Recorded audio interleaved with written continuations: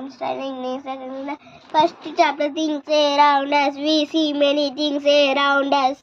Around us, they may be of different types. Some things are made of wood, table, books, and food, and some things are made of glass, bulb, tumbler, mirror. Some things are made of table, spoon, scissors, cylinder.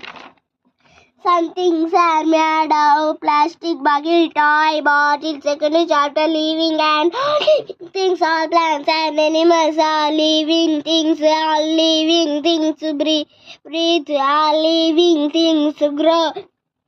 Living things show movement. Non-living things do not breathe and grow. They do not move. One.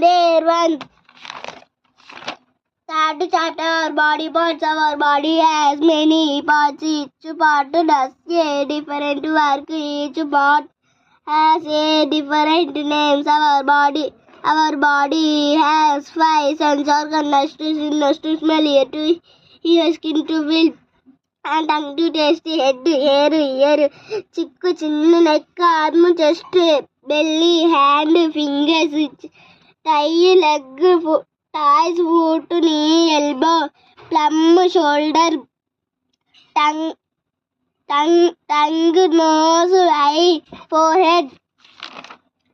Fourth chapter, health is wealth. In order to gain good healthy, we should follow some rules. We should brush our teeth twice a day. We should take a bath daily. We should eat healthy food. We should clean our hands with care before and after meals. Fifth lesson, air and water. Air is important for all living beings. We cannot live without air. We need air in different ways. We need air to breathe. We need air to fly kites. We need air to fill in tides. We need air to keep us cool.